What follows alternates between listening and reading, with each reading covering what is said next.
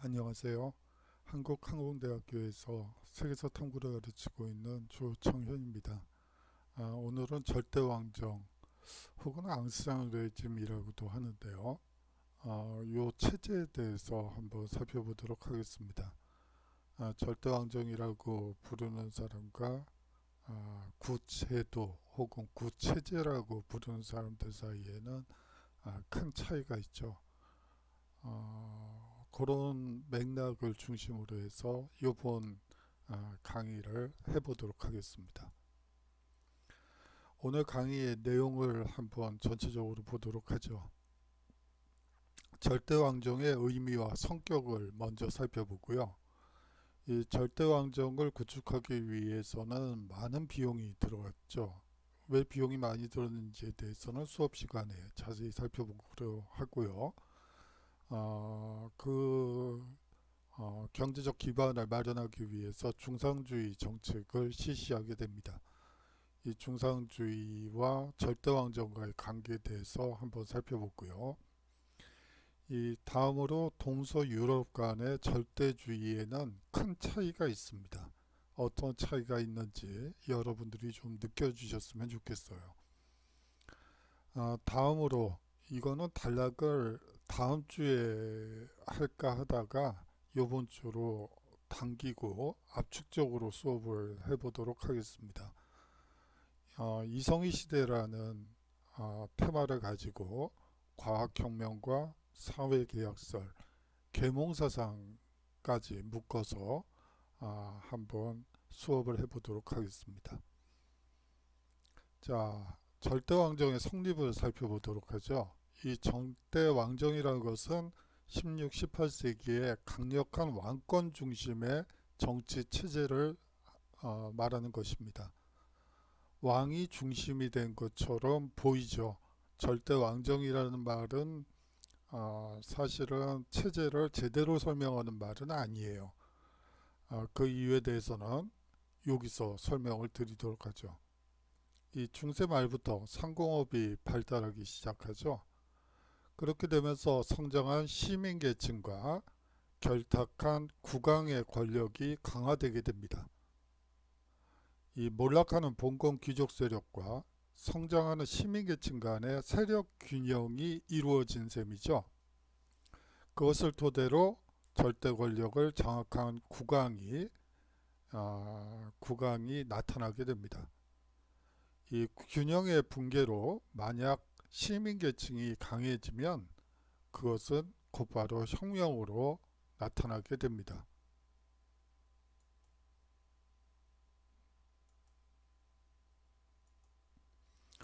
자, 절대왕정이라는 것은 쉽게 얘기하면 쉬울지는 잘 모르겠는데 여기 기둥이 3개가 있다고 치죠. 이 제1신분과 제2신분, 제3신분이 세력 균형을 이룬 상태에 그 위에 절대왕정이 성립한다고 여러분들이 생각하시면 될 것 같아요. 만약에 이 중에 어떤 한 계급이 너무 강해지면, 예를 들어 중세 시기에 성직자 계급이 강했던 시절이 있었죠. 그러면 왕정이라는 게 의미가 없어져요. 마찬가지로 시민 계급이 너무 강성하게 되면 이 기둥이 위쪽으로 올라갔다고 칩시다. 그러면 이 지붕이 붕괴돼 버리겠죠. 마찬가지로 그것은 결국은 혁명으로 귀결되는, 다시 말하면 새 신부 간의 세력 균형을 바탕으로 해서 성립된 것이 절대왕정이라고 생각하시면 됩니다. 여기 그렇고요.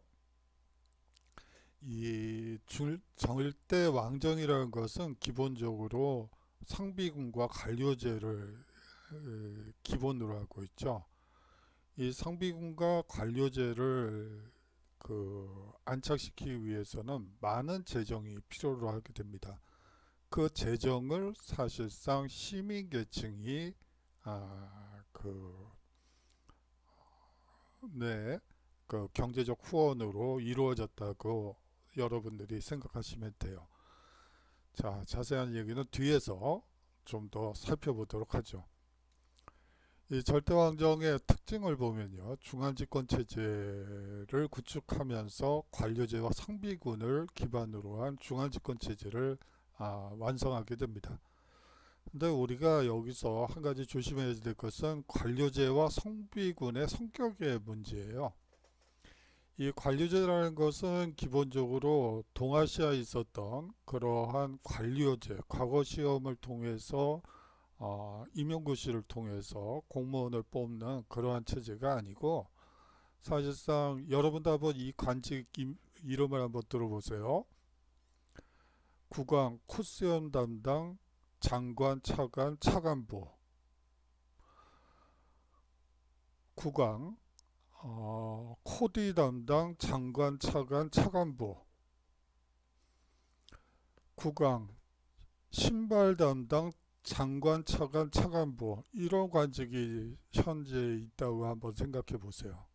어떤 생각이 드시겠어요? 그거는 관료체제라고 볼 수 없죠. 지금 기준으로 얘기를 한다면. 그리고 동아시아 기준으로 설명을 해도 마찬가지입니다. 이 당시에는 사실상 이 상비군에 대해서는 또 조금 이따 얘기를 하고요. 유지하기 위한 재정 지원 차원에서 이 시민 계급들, 평민들 중에서 돈이 많은 사람들이 국왕에게 돈을 헌납하면서 그러한 관직을 사들인 것이죠. 좀 현재와는 달라도 너무 다른 모습이라는 것을 여러분들이 느끼셔야 돼요. 관료제도 다 똑같은 관료제가 아니라는 거죠. 여기서 이제 또 상비군이 등장하는데요. 이 상비군의 성격도 여러분들이 생각하는 지금의 상비군과는 개념이 다른 상비군입니다. 지금은 뭐 저도 그랬고 여러분들도 그랬고 군대를 가야죠. 갔다 왔거나 가야지 되고 갈 수밖에 없는 그런 상황이죠. 국민이라면 당연히 뭐 국방의 의무는 다 해야지 되는 것이고요. 그런 상비군으로 여러분들이 생각하면 이 시기에 왕조전쟁을 이해할 수가 없어요. 이 당시의 상비군은 용병들이었습니다. 다시 말하면 월급쟁이 군인들이죠. 뭐 지금의 하사관급하고도 또 달라요. 지금 하사관들하고는 또 비교가 안 되고, 여하튼 용병이라고 생각하면 되는데, 뭐 이런 식이에요. 뭐 전쟁터에 나갔어요. 근데 전쟁을 하고 있어요. 근데 상대편에서 임금을 100원 더 인상해 준다. 그러면 그쪽으로 쫙 가는 거예요. 그러면 그 다음날 또 그 당한 쪽에서는 100원 인상, 그럼 또 그쪽으로 쫙 모이고, 상비군이라고는 하지만 이게 완전히 돈을 받고 일하는 용병이었기 때문에 지금의 상비군과 똑같은 것으로 여러분들이 생각하시면 안 됩니다. 자, 그러한 체제, 다시 말하면 얼마를 용병에게 주느냐에 따라서 충성도가 달라지는 그런 상비군을 유지하기 위해서는 엄청난 돈이 필요했고요. 그 돈을 관료제를 통해서 충원했다고 여러분들이 생각하시면 될 것 같아요. 충당했다고. 지금과는 많이 다르죠. 자, 경제적 특징을 한번 살펴보도록 하겠습니다. 중상주의를 주창했죠. 사실상 절대왕정을 재정적으로 뒷받침한 시민 계층을 위한 정책이라고 볼 수가 있습니다. 절대왕정은 결국 관료제와 상비군을 유지해야 됐고, 그러한 체제를 유지하기 위해서는 시민계층의 적극적인 후원이 필요로 했다는 것이죠. 자, 다음으로 사상적 특징을 살펴보도록 하죠.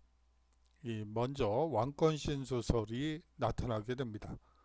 왕권의 절대성을 사상적으로 뒷받침한 것이죠. 자, 그렇다면 절대왕정의 성격은 어떻게 볼 수 있을까요? 결국 중세 봉건사회에서 근대 국민국가로 이행하는 과도기에 나타난 과도기적인 정치 형태였다고 보는 것이 일반적인 설명이에요. 사실 역사학에서는 절대왕정 체제를 이렇게도 보고요. 또 어떤 사람들은 이제 과도기로 보는 게 아니고 절대왕정의 이제 그러한 체제의 안정성이 결국은 근대 사회로 넘어가는데 가장 큰 안전판이 되었다. 이렇게 보는 입장도 있고 여러 가지 학설이 있어요. 하지만 여기에서는 그냥 과도기다. 가장 일반적으로 얘기되는 것만 말씀드리겠습니다. 다시 말하면 중세 봉건사회에서 근대 국민국가로 이행하는 과도기에 나타난 정치 형태였다라고 여러분들이 그냥 이해하시면 될 것 같아요. 여기에 대해서는 뭐 토크부일이나 여러 학자들이 다른 이 견해를 얘기하는 경우가 있어요. 그것까지 얘기를 하면 너무 길어지니까 일단 여기서 멈추죠. 하지만 이 절대왕정은요, 이 봉건적 특권과 신분제, 봉건적 지대 징수 등의 봉건적 잔재 역시 유지되고 있습니다. 신분에 따라서 먹는 것이 달라지는 것, 입는 것이 달라지는 것, 다 마찬가지로 신분제 사회이기 때문에 유지되고 있는 것이죠. 다시 말하면 절대왕정이라는 것은 중세 봉건사회와 근대 국민국가로 이행하는 과도기에 나타난 정치 형태였다. 이렇게 일반적으로 보고 있습니다. 자, 다음으로 중상주의를 살펴보도록 하겠습니다. 이 절대왕정이 국가의 부를 증대하기 위해 경제활동 전반에 걸쳐 간섭과 통제를 하고 국내 산업을 보호하고 육성하고자 했던 경제정책입니다. 우리나라에서도 이러한 보호, 국내 산업 보호와 수출 산업 증진을 위해서 노력했던 시기가 있죠. 7, 80년대라고 보시면 될 것 같아요. 항상 자본주의 초기 단계에서는 항상 시행되는 조치입니다. 이렇게 하지 않으면 세계 시장에서의 경쟁력 확보가 거의 어렵다고 볼 수가 있습니다.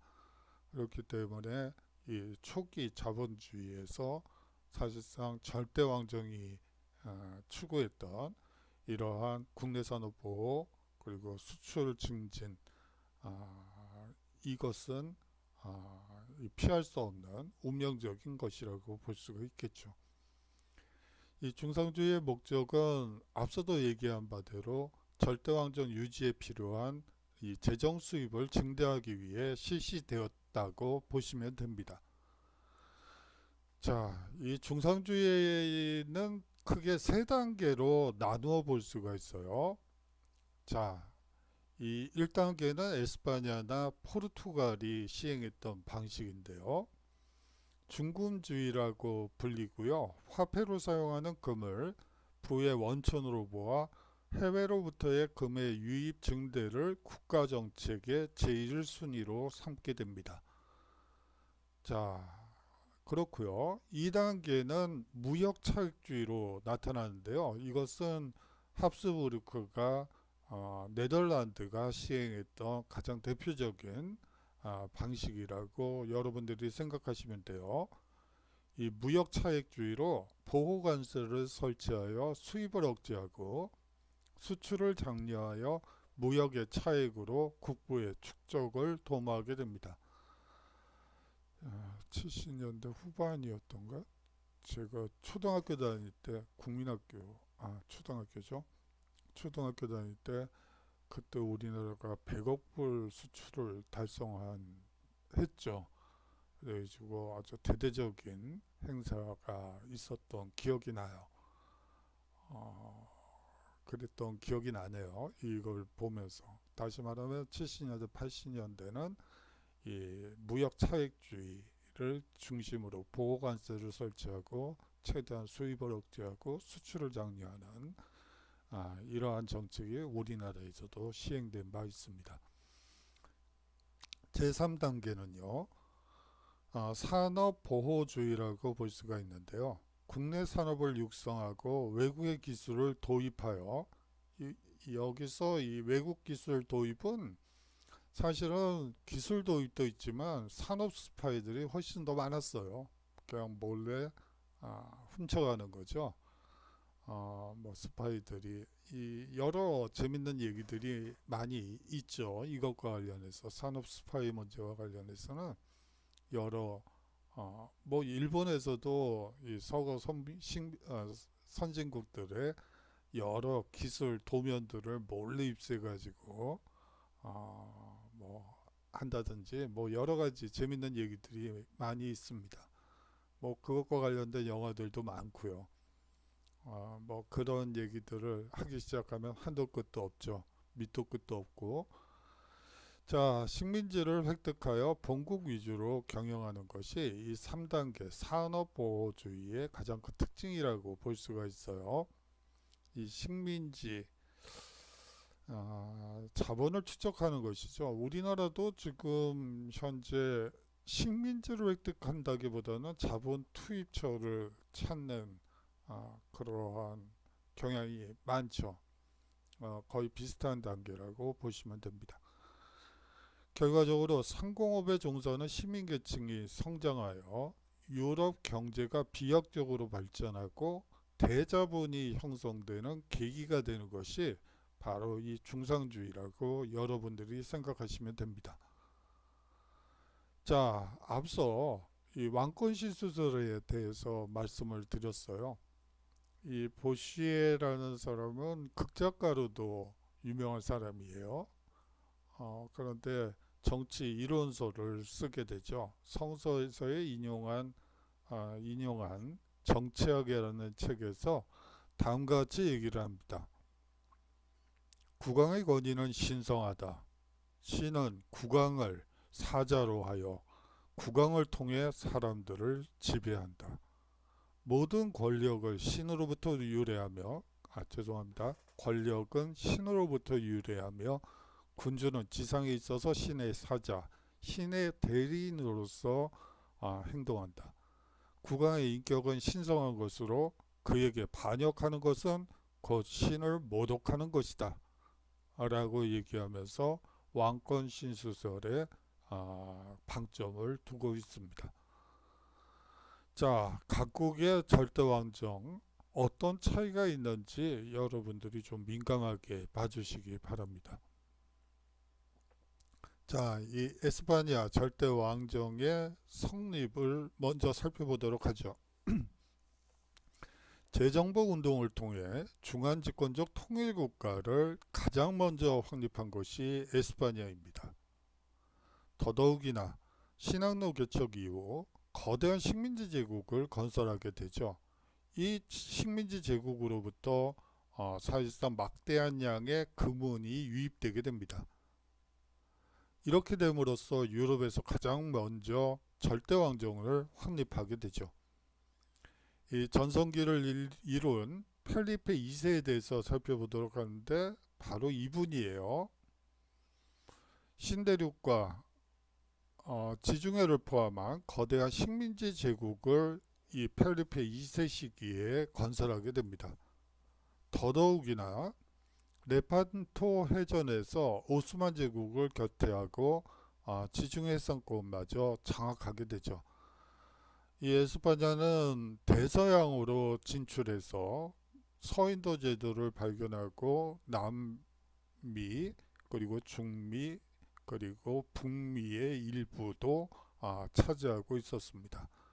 이러한 대서양 국가였던 에스파냐가 이 레파토 해전을 통해서 오스만 제국을 견제하고 지중해 해상권마저 장악하게 되면서 최고 전성기를 구가하게 되죠.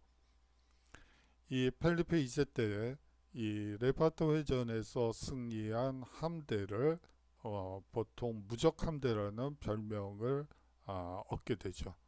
하지만 이 가톨릭 강요 정책으로 네덜란드가 독립하게 되고, 앞서 네덜란드 독립 전쟁에 대해서는 저번 시간에 살펴봤었죠.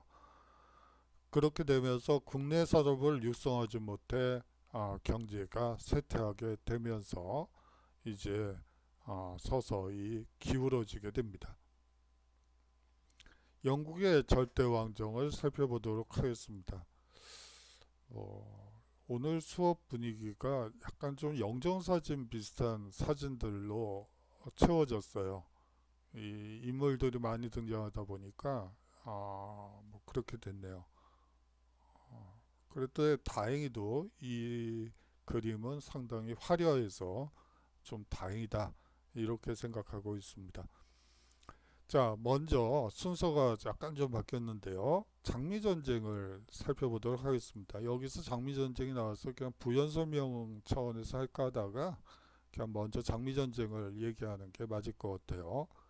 이 장미전쟁은 이 랭카스터가 홍장미파와 요크가 백장미파 사이의 왕위계승 싸움이라고 보시면 됩니다.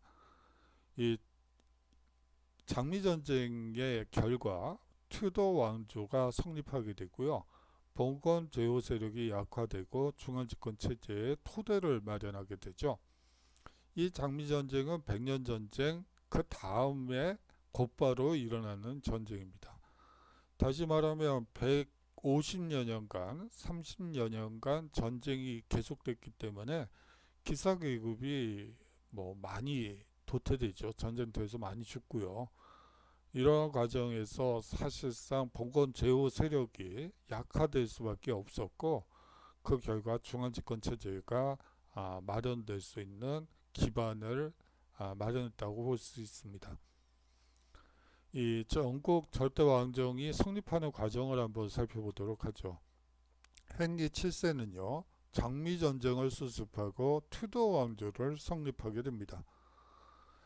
그 뒤를 이어 즉위한 헨리 8세는 수장법을 반포함으로써 종교개혁을 단행하고 영국 절대왕정의 기틀을 마련했어요. 여러분들이 수장법, 수장령이라는 법조항이 무슨 효과가 있느냐라고 여러분들이 생각하실 수 있어요. 하지만 수장법이 채택됨으로써 그 영국에 있던 가톨릭 수도원이나 교회의 토지와 재산이 모두 국유화가 이루어지게 됩니다. 국왕의 것이 되죠. 이제 국왕은 그것을 싼 값으로 평민들에게 불화를 하게 됩니다. 그렇게 돼서 사실상 자신의 지지 기반을 확보하고 절대 왕정 체제를 구축했다고 볼 수가 있겠죠. 자, 다음으로 이 최고 전성기를 이루게 되는 엘리자베스 1세에 대해서 살펴보도록 하죠. 통일령을 반포하여 영국 국교회를 확립시키게 됩니다. 그리고 에스파냐의 무적 함대를 격파함으로써 해상권마저 장악하게 되고요. 동인도 회사를 설립하여 해외 시장 개척에 앞장서게 됩니다. 이 동인도 회사는 국영기업체라고 저번 시간에 말씀드린 바 있었죠. 사실상 이 국영기업체의 주식을 통해서 사실상 이 왕정의 재정이 부족해졌을 때 여러 가지 편법을 동원해서 이 사실상 재정을 확보하는, 세금을 걷는 게 힘들면 그런 방법도 활용하는 그런 그렇게 되는 경우가 있죠. 저번 시간에 생각해 보니까 말씀을 다 드린 것 같아서 굳이 여기서 반복하지는 않겠습니다. 자, 프랑스의 절대 왕정을 살펴보도록 하겠습니다. 이 프랑스의 절대 왕정에서 가장 중요한 사람이 앙리 4세라고 볼 수가 있습니다. 이 앙리 4세는 낭트 칙령을 반포해서 개인의 신앙의 자유를 처음 공식화했던 칙령을 통해 공식화했던 프랑스 국왕이라고 볼 수가 있어요. 위구노 전쟁이라는 것을 앞에 전 시간에서 배운 바가 있습니다. 그 내전을 종식함으로써 절대 왕정의 기초를 마련했던 것이죠. 루이 14세는요. 그 다음으로 이 프랑스 절대 왕정의 상징인 자칭 태양왕이라 불렸던 루이 14세에 대해서 살펴보도록 하죠. 이 루이 14세는 왕권 시설을 신봉하여 짐은 꼭 국가다라고 주장했죠. 아울러서 중상주의 정책을 본격적으로 실시하게 되고요. 콜베르 등을 재상으로 등용하여 국가 재정을 확보하고 상비군을 육성하게 됩니다.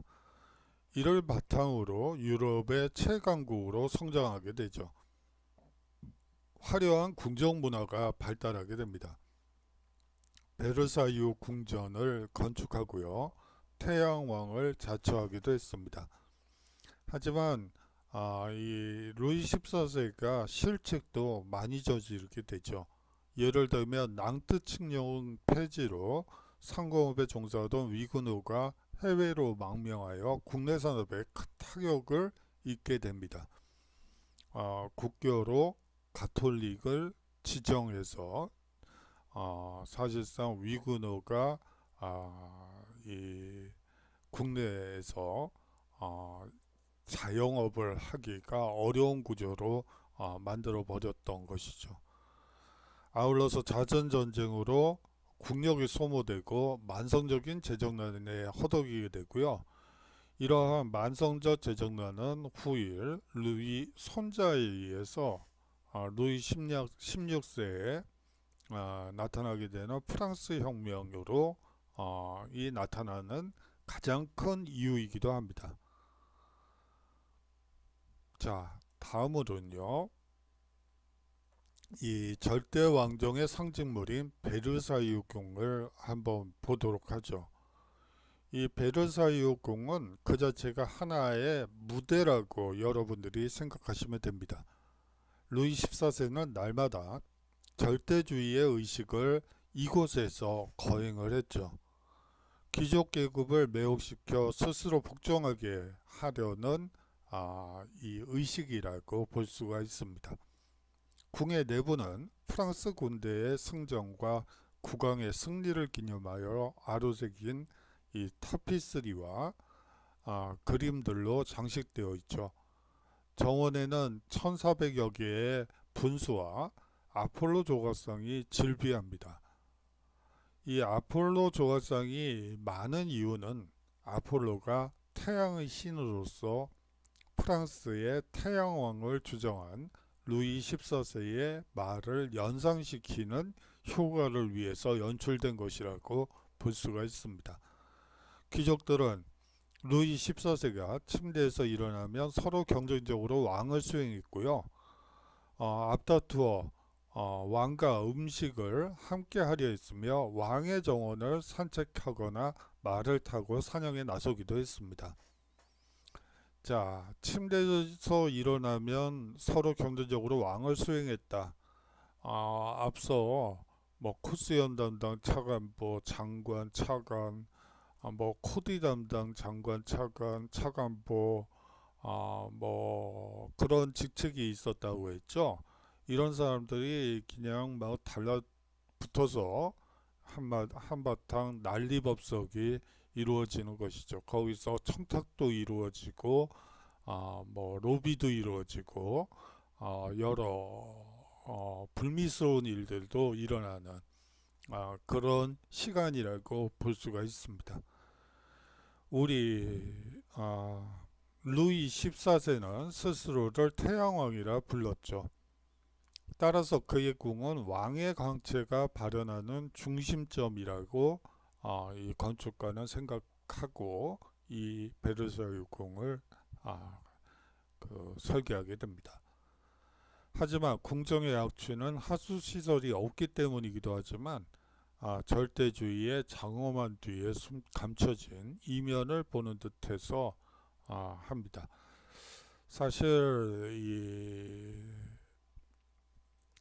하수도 시설이 만들어지기 시작하는 게 19세기부터라고 생각하시면 돼요.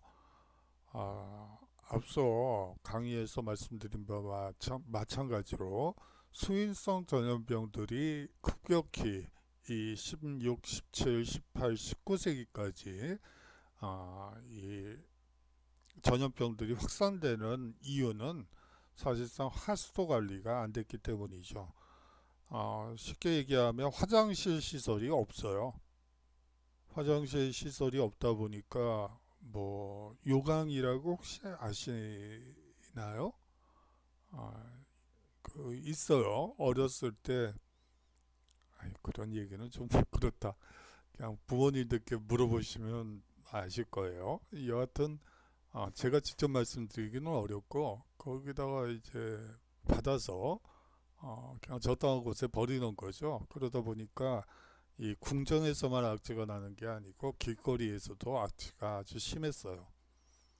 뭐 요새는 그런 일이 없지만 뭐 가축들도 18세기, 19세기까지만 해도 도심지에서 활보를 하는 그러한 것들이 많이 그림에 남아 있어요. 그걸 보면서 그렇죠. 여하튼 그 궁정의 악취는 하수시설이 없기 때문이기도 하지만 이 절대주의의 장엄한 뒤에 감춰진 이면을 말하는 것 같습니다. 자, 다음으로 동유럽의 절대왕정을 살펴보도록 하죠.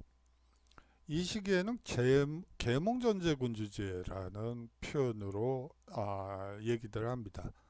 이 동유럽 절대왕정은요 17세기 중반 이후 상당히 서유럽보다 늦은 이 후기에 만들어지는 체제라고 볼 수가 있습니다. 이 전제군주제라는 말에서 느껴지는 것처럼 이 사실상 도시와 상공업 발전이 늦은 동유럽의 사회 경제 구조 때문에 이 군주제, 그것도 절대 왕정이 아니라 전제 군주제, 동아시아와 유사한 전제 군주제가 만들어진다고 보는 것이죠. 서유럽은 도시와 상공업 발달로 인한 시민계층이 성장하여 귀족과 대립하면서 서서히 농노제를 폐지해가고 있던 그 와중에 동유럽은 상공업의 발전과 시민계급의 성장이 미약하여 농노제가 그대로 유지되고 있었죠.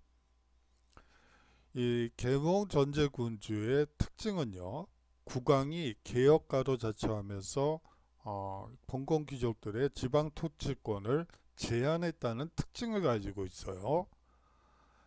국왕 스스로가 개혁가로 자처하면서 봉건 귀족들이 가지고 있던 지방 통치권을 제한시켰던 것이죠.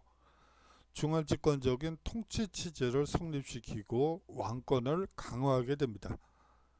이 봉건 귀족들의 대토지 소유자로서의 특권, 농노제를 인정하여 시민계급의 성장을 억압했다는 또 다른 특징도 가지고 있습니다. 이 계몽 전제군주제의 특징은 사실상 동아시아에서 보여지고 있는 귀족들의 지방 통치권 제한, 그리고 중앙집권적인 통치체제 성립, 왕권 강화, 농노제 유지, 이렇게 볼 수가 있죠. 자, 이 사진을 보시면 이게 상수시 궁전이에요. 프로이센의 상수시 궁전인데 이것은 소위 말하는 로코코 양식의 대표적인 모습이고요. 앞서 베르사유 궁은 바로크 시대의 대표적인 궁의 모습이에요. 뭐 그 정도로 하죠. 계몽 전제군주의 성격을 살펴보도록 하죠. 17, 18세기의 계몽주의 시대에 스스로를 계몽군주라 자처하며 계몽사상의 이념에 따라 일정한 근대화 개혁을 시도했던 전제군주를 계몽전제군주라는 표현으로 얘기하고 있습니다. 가장 대표적인 사람은 프로이센의 프리드리히 2세, 러시아의 에카테리나 2세가 전형적입니다. 이 프리드리히 2세는 볼테르 같은 계몽 철학자들을 직접 상수시 궁전에 초대해서 앞으로 우리 프로이센이 잘 나가기 위해선, 강성한 국가가 되기 위해선 어떤 정책을 펴야지 될까요? 이렇게 물어보기도 하고 또 거기에 대해서 일정하게 대답도 하고 그랬던 일도 있죠. 또 자세히 말씀드리고 싶긴 하지만 또 기말 과제를 볼트를 내다 보니까 좀 말을 먹게 되네요. 자, 일반적으로 계몽전제군주는 절대주의의 성립, 전개 과정에서 시민계급의 성숙이 늦거나 자본주의의 발전이 뒤진 단계의 나라에서 봉건계급의 저항을 억누르고 위로부터의 개혁자로서 출현하게 됩니다. 여기서 핵심어는 위로부터의 개혁이라는 표현이에요. 자, 이제 시민계급이나 지식층의 숫자가 적기 때문에 국왕을 중심으로 위로부터의 개혁을 시도하게 되었다고 여러분들이 이해하시면 됩니다. 계몽군주는 스스로 이 계몽사상을 배워서 농업을 개량하고 근대산업을 육성하면서 교육과 정치 및 경제제도의 개혁을 시도했죠. 본질적으로 절대주의적 전제군주제라고 보시면 될 것 같습니다. 동유럽의 절대왕정을 살펴보도록 하겠습니다. 이 프리드리히 2세는 프로이센의 전성기를 이루었던 국왕이에요. 이 프리드리히 2세는 사실은 그렇게 상당히 어려운 여건 속에서 프로이센을 이어받았죠. 그런데 이제 최전성기를 구가하게 되는 아주 위대한 국가적 차원에서는 위대한 국왕이라고 볼 수가 있습니다. 이 프리드리히 2세는 영토를 확장하죠. 예를 들어 오스트리아 왕위 계승 전쟁과 연이어 일어난 7년 전쟁을 통해 슐레지엔 땅을 획득하게 됩니다. 이 계몽사상의 영향을 받아 스스로 국가제일의 공무원, 공복을 자처하게 되죠. 심부름꾼, 심부름꾼. 선거 치를 때마다 나오는 말이긴 한데, 여하튼 그러한 입장을 표명했습니다. 그리고 이 프리드리히 2세는 중상주의 정책으로 이 국내 산업을 적극적으로 육성, 발전시켰다고 보면 됩니다. 오스트리아는요, 신성 로마 제국 황제의 자리를 독점한 합스부르크 왕가가 지배하고 있었죠. 이 요제프 2세가 계몽 전제 군주를 자처하며 내정 개혁을 시도했으나 이 보수층의 반발로 실패하게 됩니다. 이 독일과 오스트리아가 서로 다른 길을 걷게 된다는 것도 여러분들이 좀 생각을 하셔야 됩니다. 이 러시아의 성장을 보도록 하죠. 이 뾰트르 대제가 있죠. 러시아가 강대국으로 성장할 수 있는 발편을 마련한 국왕이라고 볼 수가 있습니다. 이 서유럽 문화를 도입함으로써 적극적인 서구화 정책을 실시하고 내정개혁을 실시하게 됩니다. 이 사람 자체가 영국의 조선소에 가서 이 서유럽의 각 도시를 다 방문을 해서 산업시설을 시찰을 하고 받아들여야 될 것이 무엇인지 그러한 계획이라든지 국가 발전 5개년 계획 비슷한 그러한 계획을 세워서 이제 귀국하게 되고 그 다음에 국왕이 된 다음에 그 프로젝트에 따라서 사실상 적극적인 서구화 정책을 추진하게 됩니다. 이러한 서구화 정책이 일단 성공을 거둬서 북방 전쟁에서 이 스웨덴과 전쟁을 한 이 북방 전쟁을 통해서 발트 연안을 획득하게 되죠. 상트페테르부르크를 건설하고 새로운 수도로 삼기도 합니다. 아울러서 뾰트르 대제는 시베리아를 개척해서 청나라와 네르친스크 조약을 체결하여 이 국경선을 획정하게 되죠.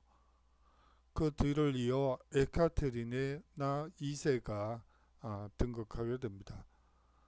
이 프로이센, 오스트리아와 함께 폴란드를 분할 점령하는 데 성공하게 됩니다.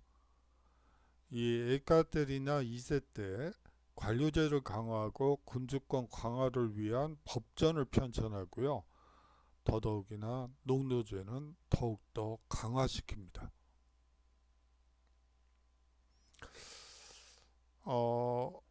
농노제가 우리가 한 가지 여기서 그 얘기는 나중에 하죠. 프랑스 혁명 때 얘기를 하는 게 맞을 것 같아요. 죄송합니다. 절대왕정 시기 왕조 전쟁을 한번 보도록 하죠. 이 절대왕정 시기 왕조 전쟁은요, 국민적인 이해관계보다는 왕조의 이해관계가 앞섭니다. 여기서는 국민적이라는 말도 되고 국가적이라는 말도 돼요. 국민과 네이션을 국민으로 볼 것이냐 국가로 볼 것이냐는 또 보는 학자들마다 뭐 의견이 분분해서 사실상 개념 규정하는데도 개념 규정도 안 돼 있고 사실상 이것 가지고 토론을 하면 뭐 며칠 밤을 술을 마시면 안 되겠구나. 여하튼 그런 주제예요. 그냥 국민적인 이해관계보다 왕조의 이해관계가 앞섰다. 이렇게 이해하시면 될 것 같아요. 유럽 국제정치의 틀이라고 할 수 있는 세력 균형의 원리가 적용되었다는 것도 이 절대왕정 시기 왕조 전쟁의 가장 큰 특징 중에 하나예요. 영국은 세력 균형의 작용에 중요한 역할을 수행했죠. 아울러서 이 왕조 전쟁은 식민지 쟁탈전과 연계되어서 영국 대 프랑스라는 구조가 영국과 프랑스는 항상 상대방 측에 서 있어요. 전쟁의 당사자가 됩니다. 그런 구조라는 거 말씀드리고 싶고요. 이 최초의 왕조 전쟁은요, 에스파냐 왕위 계승 전쟁이라고 볼 수가 있습니다. 이 에스파냐 왕위 계승 전쟁의 이 발단은요, 이 루이 14세의 손자인 펠리페 5세가 왕위를 계승하게 되면서 그렇게 되면 프랑스와 스페인이 한 몸이 된다고? 그러면 이게 너무 강해지잖아. 영국 입장에서는 상당히 부담감을 가질 수밖에 없죠. 바로 세력 균형이 작용이 돼서 일어난 왕조 전쟁이라고 볼 수가 있습니다. 위트레흐트 조약이 체결되고요. 루이 14세의 손자는 두 나라, 즉 에스파냐와 프랑스를 통합하지 않는다는 조건으로 에스파냐 왕위를 계승하게 됩니다. 이 전쟁 승리의 결과 영국은 캐나다의 토대가 될 식민지를 프랑스로부터 획득하고요. 에스파냐로부터는 지브롤터를 얻어 지중해의 관문을 장악하게 됩니다. 자, 지브롤터라는 건 바로 여기에 있는 거예요. 모로코와 스페인에 더 가까운 그러한 이 항구 도시입니다. 섬이죠. 해협이라고 보셔도 되고요. 이 지역을 차지하게 되면서 영국이 사실상 대서양과 지중해 모두의 패권을 장악하게 됩니다. 다시 말하면 지중해로 대서양에서 지중해로 들어오기 위해서는 당연히 영국 땅인 지브롤터를 거쳐야 되고, 지중해에서 대서양으로 나가려 해도 역시 영국 땅인 지브롤터를 통과해야지만 되는, 다시 말하면 지중해와 대서양의 해상권, 제해권을 완전히 장악하게, 영국이 장악하게 되는 전쟁이 바로 에스파냐 왕위 계승 전쟁이라고 여러분들이 생각하시면 되겠습니다. 자, 두 번째로 오스트리아 왕위 계승 전쟁이 있습니다. 발단은 마리아 테레지아가 오스트리아의 제위를 계승하자, 이에 바이에른 선제후가 프랑스의 도움을 얻어 황제 계승권을 주장하였으며, 프로이센은 슐레지안을 점령하게 되면서 오스트리아 왕위 계승 전쟁이 일어나게 됩니다. 이 구도를 한번 보세요. 프로이센, 프랑스, 에스파냐가 한 팀을 이루고요. 오스트리아와 영국이 한 팀을 이룹니다. 오스트리아와 영국은 그렇게 사이가 좋지가 않은데, 이 시기에 갑자기 영국이 오스트리아를 지원하게 되었죠. 프랑스가 상대국에 있었기 때문이죠. 이 오스트리아 왕위 계승 전쟁에서 이 영국이 승리하면서, 영국 오스트리아가 승리하면서 아헨 조약이 체결되게 됩니다. 마리아 테레지아의 제위 계승을 인정하고요. 단 프로이센이 슐레지엔을 차지한다는, 어떻게 보면 타협적인 안이 도출되게 됩니다. 이 타협적이라는 말 속에는 서로 만족하지 못한다는 말이 전제되어 있죠. 그렇기 때문에 이 7년 전쟁이 연이어 일어나게 됩니다. 마리아 테레지아의 프로이센에 대한 복수전이었죠. 왕위는 계승했지만 슐레지엔을 빼앗겼죠. 이것을 복수하기 위해서 마리아 테레지아가 일으킨 전쟁이라고 볼 수 있습니다. 오스트리아, 프랑스, 러시아가 한 팀이 되고요. 몇 년 전까지 적성 국가였던 프로이센과 영국이 한 편이 됐네요. 그래요. 영원한 적도, 영원한 친구도 없는 냉엄한 외교의 현실을 보여주는 측면이기도 합니다. 이 전쟁의 결과 파리 조약이 체결되죠. 프로이센의 슐레지엔 영유가 확인되고요. 영국과 프랑스의 식민지 제이탈전에서 영국의 최종 승리가 확인되는 순간이 바로 이 7년 전쟁이에요. 이 윈스턴 처칠은 7년 전쟁을 이렇게 평가하죠. 영차 세계대전이었다. 영차 세계대전이요? 다시 말하면 원래는 제1차 세계대전이 7년 전쟁이라고 봐야지 되는데, 이미 고유어로 1차 세계대전이 1910년대에 있었기 때문에 이것을 1차 세계대전이라고 얘기할 수 없으니까, 그러면 영차 최초의 세계대전이었다 라고 말했던 것이죠. 사실상 이 7년 전쟁 기간 동안 북미, 인도, 아시아, 아프리카에서 세계 곳곳에서 대전쟁이 동시다발적으로 이루어지죠. 미국 쪽에서는 프렌치 인디안 워라는 또 전쟁이 일어나고요. 아주 인도에서도 전쟁이 일어나고, 그 다음에 여러 군데에서 아주 동시다발적으로 전쟁이 일어나기 때문에 이 제1차, 영차 최초의 세계대전이다 라고 얘기했던 것입니다. 자, 프로이센의 슐레지엔 영유 확인되고요. 영국과 프랑스의 식민지 제이탈전에서 이 영국의 최종 승리가 확정되는 순간이었습니다. 영국은 캐나다와 미시시피강 동쪽의 영토를 할양받게 되고요. 인도에서 우위권을 확보하게 됩니다.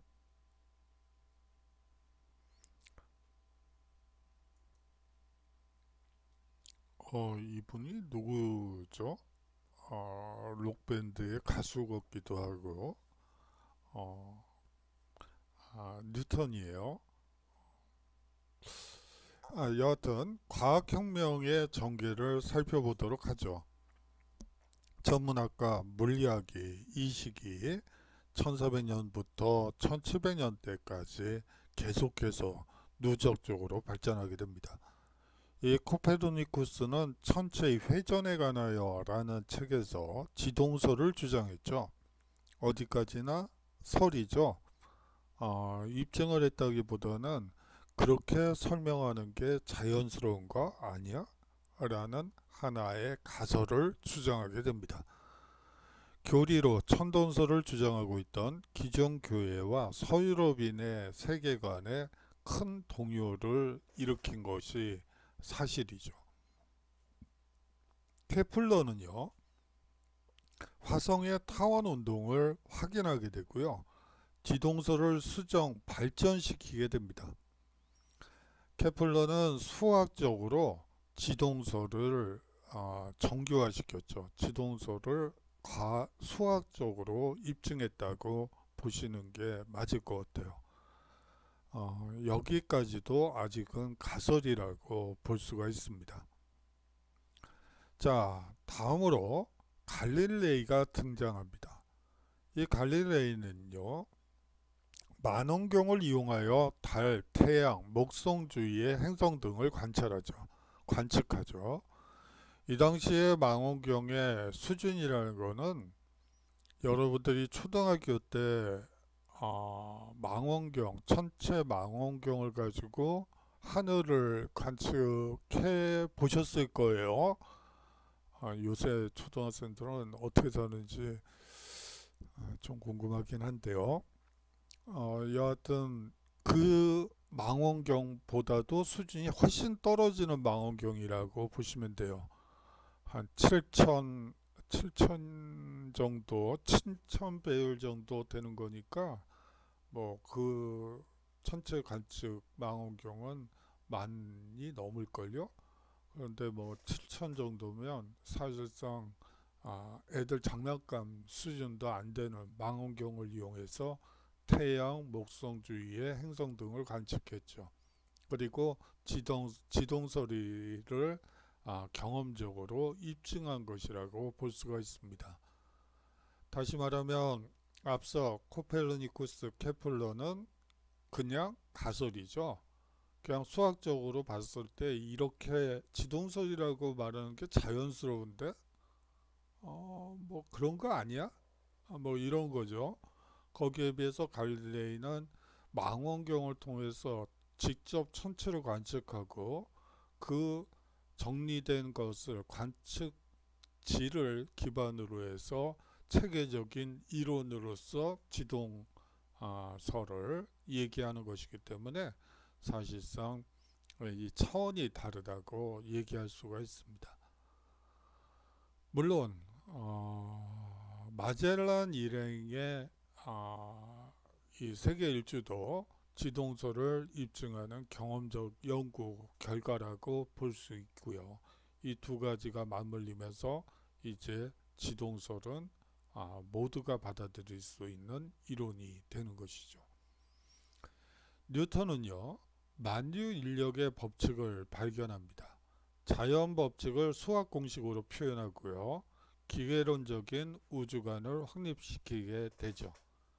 이 과학혁명은 과학적이고 합리적인 사고방식이 발전함으로써 사실상 후에 있게 될 계몽사상의 토대를 마련하게 되죠.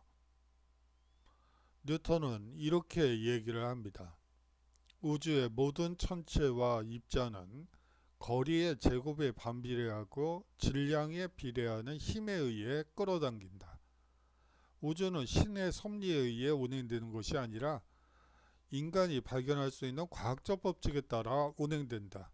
자연은 일정한 법칙에 따라 운동하는 거대하고 복잡한 기계다 라고 설명했죠.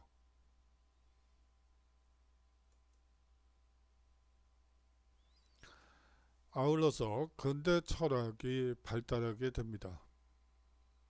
근대 철학의 이 발달은요, 과학적 사고방식이 자연세계만이 아니라 인간 사회를 이해하는 일에도 적용 가능하다고 본 데서 비롯된 것이죠.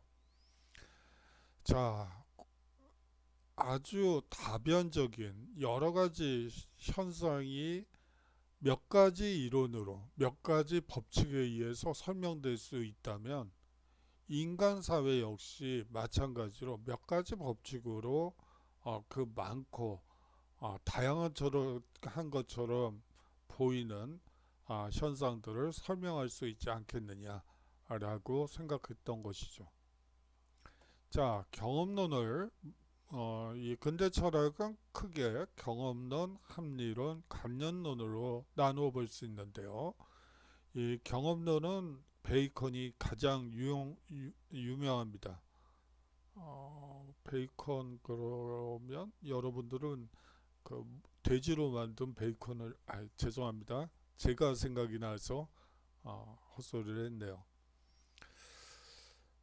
수업 시간에 여러분들을 한번 자지러지게 하는 게 제가 꿈이에요. 그런데 꿈을 한 번도 이뤄본 적이 없죠. 그래서 꿈으로 지금도 남아있고 앞으로도 계속 가지고 있는 소중한 제 꿈이 될 것. 이게 지금 무슨 얘기를 하고 있죠?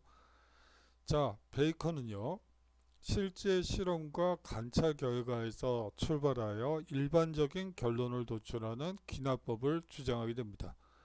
이 베이컨은 대법관 출신이죠. 법정에서 증거를 통해서 그것을 일반화하고 거기서 결론을 도출해서 이 재판 결과를 내놓는 그러한 귀납법을 주장하게 됩니다. 이 합리론은요, 사실 대부분 수학자들이 많이 주장하는 얘기죠. 이 데카르트는 반박할 수 없는 확실한 공리에서 출발하여 나는 생각한다, 고로 존재한다, 뭐 그런 확실한 공리에서 출발하여 결론을 얻는 연협법을 주장하게 됩니다. 스피노자와 라이프니츠는 이성을 통해 우주 만물의 원리를 파악할 수 있다고 주장하게 되죠. 이 관념론은요, 칸트가 제시한 것으로서 순수입성 비판에서 이 경험론과 합리론을 종합하게 됩니다. 자, 다음으로 사회계약서를 살펴보도록 하겠습니다.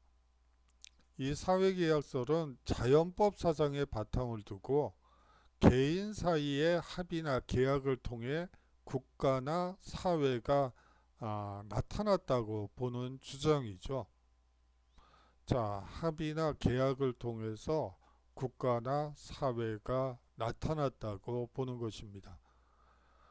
자, 홉스는요, 인간의 자연 상태를 만인에 대한 만인의 투쟁으로 파악했습니다. 이 디바이던이라는 책에서 사실상 인간은 자연 상태에서는 만인에 대한 만인의 투쟁. 그러면 살아남기 위해서는 어떻게 해야지 되겠어요? 무서운 상태죠. 바로 이 자연 상태의 개인은 만인에 대한 만인의 투쟁을 종결시키기 위해서 평화와 안정을 위해 계약을 맺고 자연권을 몽땅 군주에게 양도해야지 된다고 생각했죠. 바로 그 리바이던 괴물은 군주입니다. 군주에게 모든 자신의 권한, 만인에 대한 만인의 투쟁을 종식시키기 위해서 개인의 모든 자연권을 군주에게 양도함으로써 평화와 안정의 시기가 도래할 것이라고 보았던 것이죠.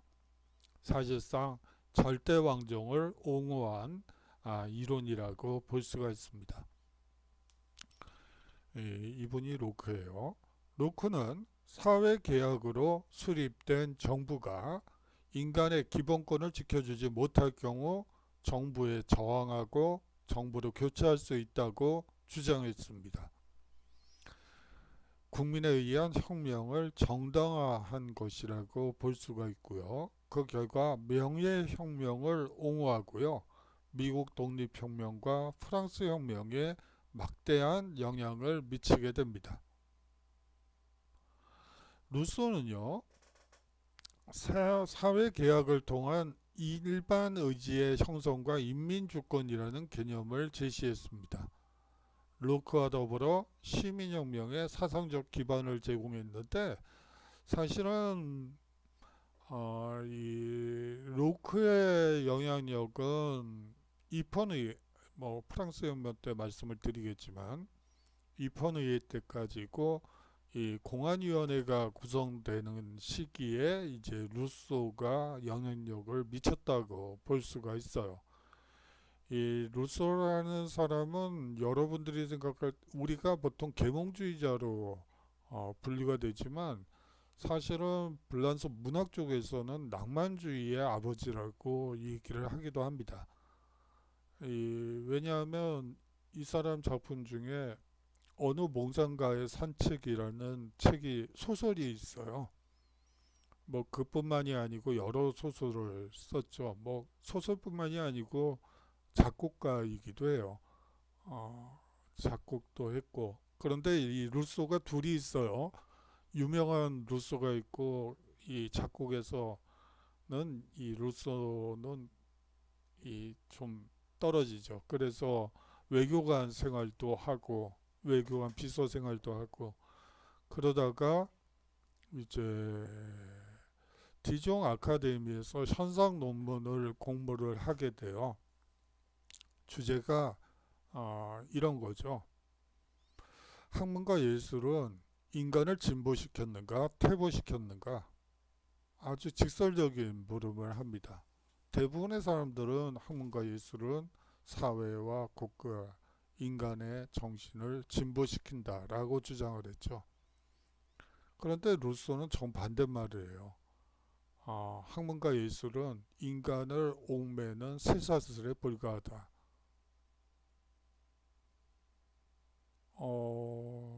그 얘기는 무엇이죠? 진보하지 않는다는 거죠. 그것을 깨뜨리고 나갔을 때만이 진보하는 것이고, 그렇다는 얘기가 되는 거죠. 그래서 보통 이 루소는 계몽주의자라기보다는 낭만주의자로 얘기를 하는 이유 중에 하나예요. 뒤에 나오게 될 몽테스큐에도 법의 정신이라는 책을 통해서 계몽주의자로 분류되고 있지만, 그 사람의 연구 방식이나 그런 것들은 아무리 봐도 계몽주의하고는 상관이 없어요. 단지 두 가지 면에서 이제 그 사람을 계몽주의자로 묶이게 만드는 거죠. 상권 분립 그리고 영국 의회제도 지지, 이 두 가지 면만을 부각시켜서 계몽사상가로 묶는 경향이 있어요. 좀 위험하죠. 사실은 그렇게 몇 가지 측면만을 강조해서 이거야 라고 주장하는 것처럼 사실은 위험한 일은 없는 것 같아요. 일반 의지의 형성과 인민주권이라는 이러한 개념 때문에 이 사람은 히틀러라든지 스탈린이라든지 이 전체주의에 지대한 영향을 미치기도 한다는 점을 우리가 좀 간과하고 있는 게 사실이죠. 공안위원회에서 그 많은 사람들이 단두대에서 목이 댕강댕강 떨어지는 그것을 좋은 일이라고 얘기하기는 어려울 것 같아요. 되도록이면 그런 일 없이 자연스럽게 서로 대화하고 타협하면서 문제를 해결하는 그런 방식이 어렵죠. 살다 보면 어렵다는 걸 느끼지만 어려우니까 또 우리가 해야지 될 일이 아닌가. 그렇기 때문에 관용이라는 정신이 필요한 것이 아닌가. 그런 이런저런 생각들을 요새는 많이 하게 됩니다. 자, 다음으로요, 자유방임주의 경제학을 살펴보도록 하겠습니다. 이 국가가 경제활동에 개입하는 중상주의 경제정책을 비판하죠. 그래요. 자유방임주의의 가장 골자는요, 절대왕정, 국내산업보호, 무역관세 뭐 이런 것에 대한 폐지예요. 국가에 의해서 산업이 통제받고 시장이 국가가 시장을 통제하는 이러한 것들이 비효율적이고 비합리적인 것으로 얘기를 합니다. 애덤 스미스는 이 국부론에서 보이지 않는 손에 의해 조절되는 개인의 자유로운 경제활동을 주장하죠. 자, 개인의 자유로운 경제활동이 보이지 않는 손에 의한 이 개인의 자유로운 경제활동이 보장되기 위해선 가장 중요한 게 뭘까요? 바로 합리적인 소비와 합리적인 생산이 전제되어 있는 말이에요. 자, 합리적인 생산과 합리적인 소비가 이루어지기 위해선 또 무엇이 필요할까요? 그래요. 바로 교육이죠. 이 애덤 스미스는 이 시기에 벌써 초등학교 의무교육을 주장하기 시작을 합니다. 왜냐하면 합리적인 소비와 합리적인 생산은 교육이 전제가 되고 이성적으로 판단이 가능해야 된다는 것이 전제되어 있는 얘기죠. 그렇기 때문에 초등교육의 의무교육화를 주장하게 돼요. 영국 분위기에서 의무교육을 얘기한다는 것은 참 놀라운 일이죠. 자유방임주의자가 의무교육을 주장한다. 하지만 자유방임주의가 올바로 성장하기 위해서는 결국 교육이 필요하고, 교육은 결국은 국가가 해야 할 가장 중요한 임무 중에 하나라고 그는 보았던 것이죠. 이 국부론의 앞부분은 상당히 어려워요. 경제학과 친구들이나 이해할 수 있을까요? 저 같은 경우에는 아무리 읽어봐도 앞에 분업 조금 이해가 가다가 뒤로 갈수록 정말 머리가 뽀개지고, 역시 나는 영락없는 이 경제학하고는 아무 상관이 없는 그렇게 생각하게 하는 그런 책이죠. 그러다가 이제 주와 후반부로 갈수록 또 재미가 있어요. 앞서 얘기한 그런 얘기들, 의무교육 얘기부터 시작해서 여러 가지 사회 문제들에 대해서 자신의 생각을 얘기하는데, 지금 생각해봐도 이렇게 하면 하나의 해결 방법이 되지 않을까 싶은 것들이 제법 많아요. 예를 들어 애덤 스미스는 국부론에서 이런 얘기도 하죠. 삼진아웃, 요새 삼진아웃이라는 말이 많이 나오던데, 나쁜 뜻의 그 삼진아웃이 아니고, 범법을 세 번 저지르고 두 번 저지르고 세 번째는 구속 이런 얘기가 아니고요. 이 자영업자 중에 이제 보면 기술은 좋은데 마케팅이 떨어지거나, 마케팅은 좋은데 기술이 없거나, 여러 가지 문제점이 생겨서 망할 수가 있죠. 그런 경우에 국가가 두 번 정도는 기회를 다시 제공해야지 된다고 주장하기도 해요. 국보론에서. 이 사람은 그렇게 냉혹한 사람은 아니었던 것 같아요. 우리가 보통 얘기하는 것처럼 보이지 않는 손에 의해서 어쩌고 저쩌고 그것만 또 너무 강조가 돼서 문제인 거죠. 여러분들이 한번 읽어보시면 무슨 얘기인지 알 수 있을 것 같아요. 그래서 사실은 요거를 낼까 하다가 이거는 또 너무 두껍고, 여러분들이 또 앞부분 읽다가 어떻게 이따위 거를 숙제를 내가지고 사람을 이렇게 개고생, 죄송합니다. 이런 얘기 나올 것 같아서 이거는 여러분들이 방학 동안에 한번 읽어보시라고 추천드리고 싶은 책이에요. 자, 자유주의의 이념 형성에 이 애덤 스미스의 구프로는 가장 큰 영향을 미치게 되고요. 아울러서 고정경제학의 기초를 확립하게 됩니다.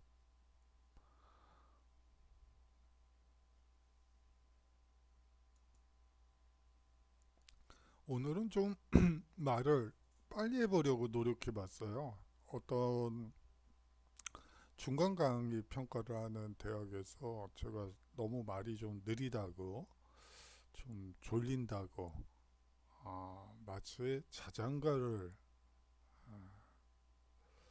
그거를 보면서 저는 또 그런 생각도 들었어요. 내가 요새 잠 못 이루는 밤을 지새우는 분들이 많은데 제가 한 번에 재울 수 있겠구나. 내가 또 그런 능력이 있었네. 그런 재능이 있었네. 아, 숙명 클리닉을 한번 만들어 볼까. 뭐 그런 생각도 들었었는데요. 그래서 한번 말을 빨리 해봤는데 역시 뭐 자꾸 버벅이고 좀 그러네요. 자, 18세기 프랑스 계몽사상을 살펴보도록 하겠습니다. 이 근대과학이 발달하게 되면서 합리주의 철학과 로크의 자연법 사상의 영향을 이 프랑스 계몽사상이 많이 받게 됩니다. 특히 로크의 자연법, 경험론, 귀납법 이러한 것들이 프랑스에 영향을 미치게 되죠. 이전에 그 이전 시기에 프랑스는요 사실상 합리론이 지배적이라고 볼 수가 있어요. 이론 수학적이고 화학적인, 원래 프랑스가 수학과 화학이 강하죠. 그래가지고 그쪽 위주로 발전하는 경향이 있었는데 이제 경험론, 자연법 사상이 이제 프랑스 계몽 사상에 영향을 미칩니다. 바로 이분 때문이죠. 볼테르 때문이에요. 이 볼테르가 젊은 시절에 이 원래 데뷔를 오이디푸스라는 비극을 통해서 데뷔를 해요. 아주 공전에 히트를 치죠. 거의 BTS급의 히트를 쳐가지고 유명해진 사람이라고 볼 수가 있습니다. 그런데 이 사람이 평민 출신이에요. 이 시기는 신분제 사회였죠. 그렇기 때문에 원래는 귀족이 지나갈 때 목례도 드려야 되고 예법을 갖춰야 되는데 이 사람이 좀 술을 한잔 했는지 귀족의 뺨을 때린 문제가 돼가지고 이제 재판을 받게 되죠.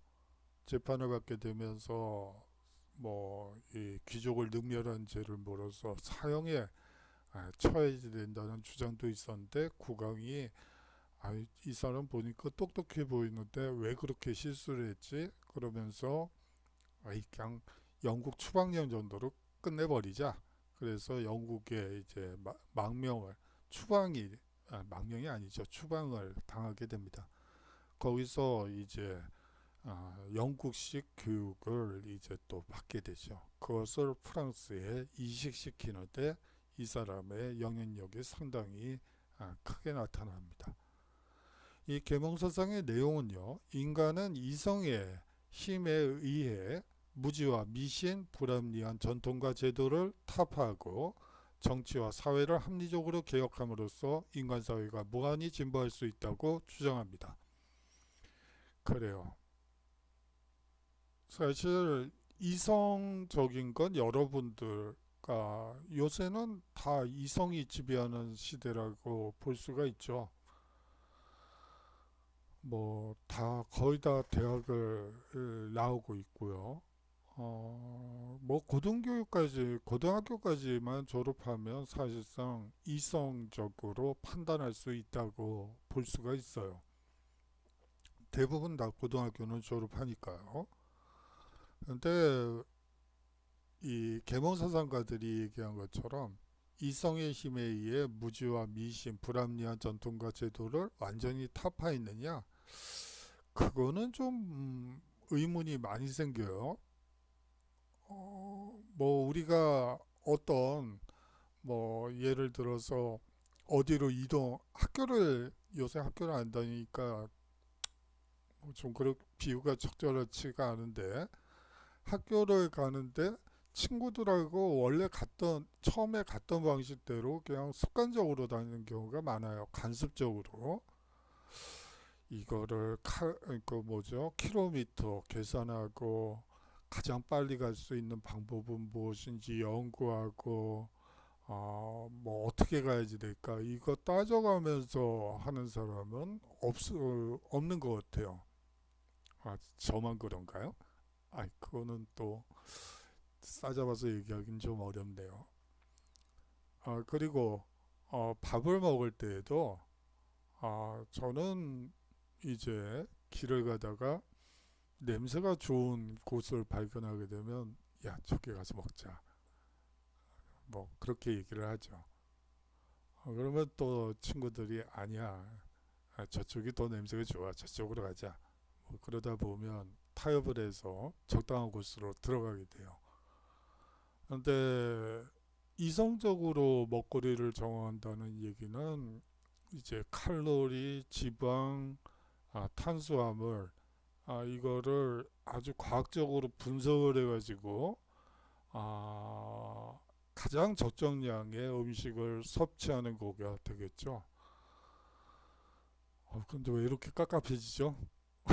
그 그걸 생각하니까 제가 지금 당뇨병이 있는 것도 아닌데 이 당뇨식인 것 같기도 하고요. 이 왠지 끔찍한 생각이 드네요. 차라리 탄수화물, 그 지방 그리고 탄수화물, 지방, 단백질이 들어있는 캡슐을 먹는 건 어떨까요? 그게 가장 과학적인 것 같은데 아, 참혹한 일이죠.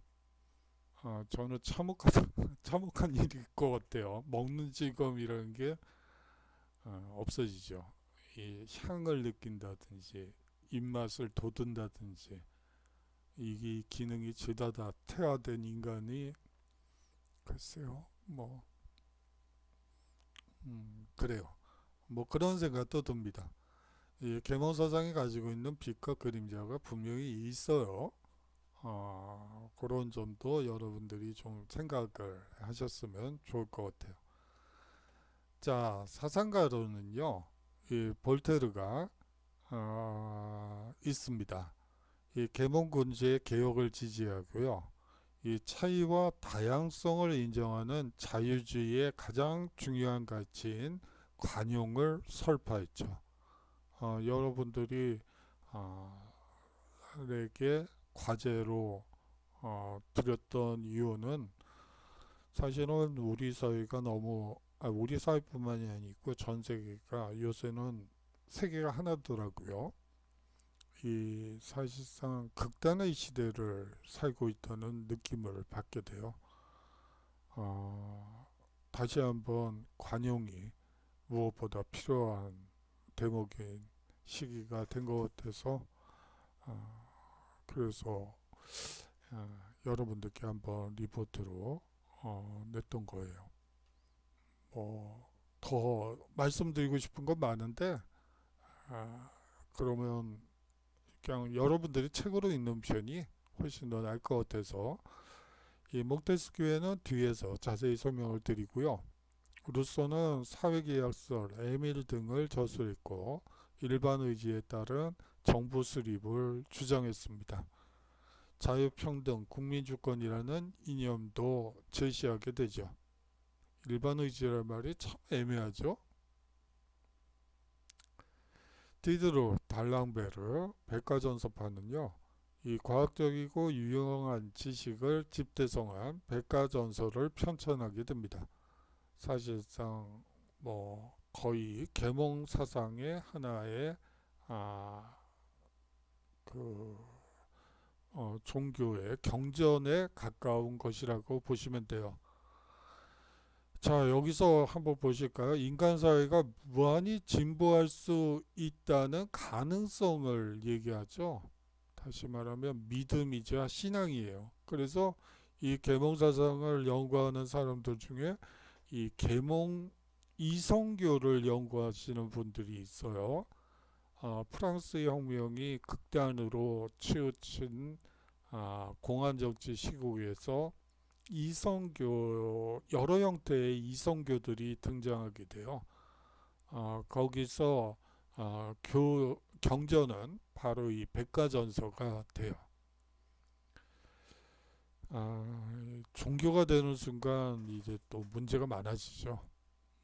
여하튼 그 얘기는 나중에 말씀을 드리도록 하고요. 18세기 시민혁명과 자유주의 발전에 기여하게 됩니다.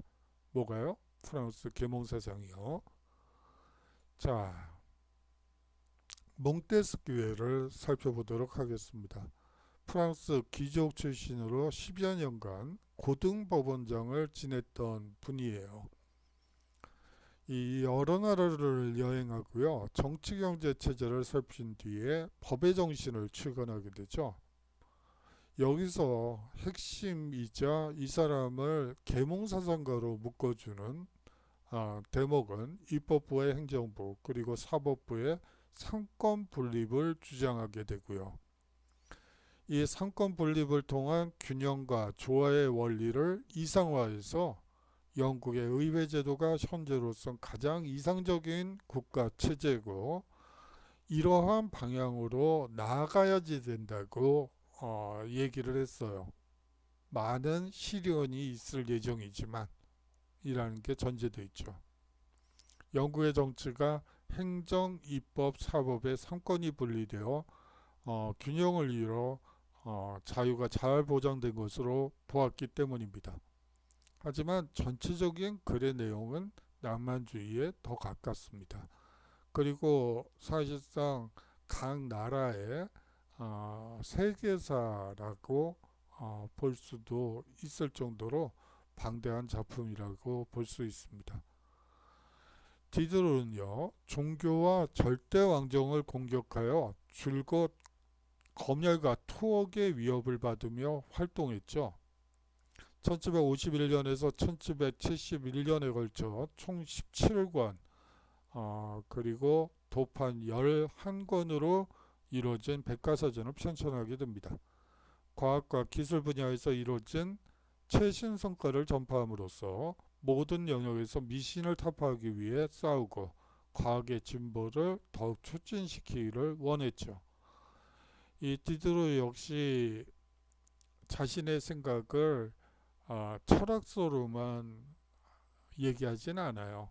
뭐 볼테르, 루소, 디드로 이 삼총사들은 뭐 작가이자 뭐 희극가이자 뭐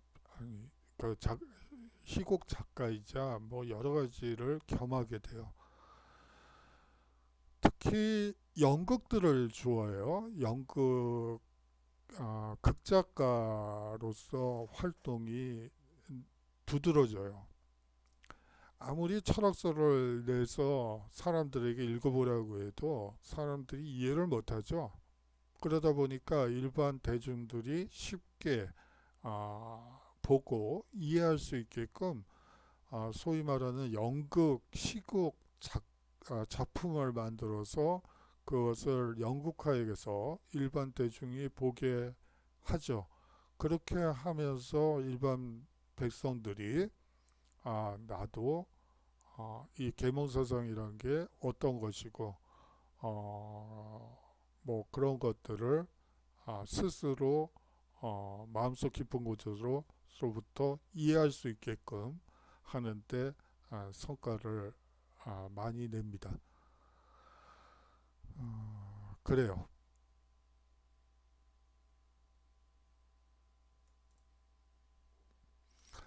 실수로 너무 넘기다 보니까 이런 실수를 또 하게 되네요. 여러분들이 오늘의 핵심에서 오늘 주차과제가 나가야 되는데 주차과제는 오늘의 핵심에서 얘기되는 부분들 네 가지 중에 하나를 선택해서 제출해 주시면 됩니다. 장시간 수업 들어주시느라 수고 많으셨고요. 다음 주에 건강한 모습으로 인사드리도록 하겠습니다. 안녕히 계십시오.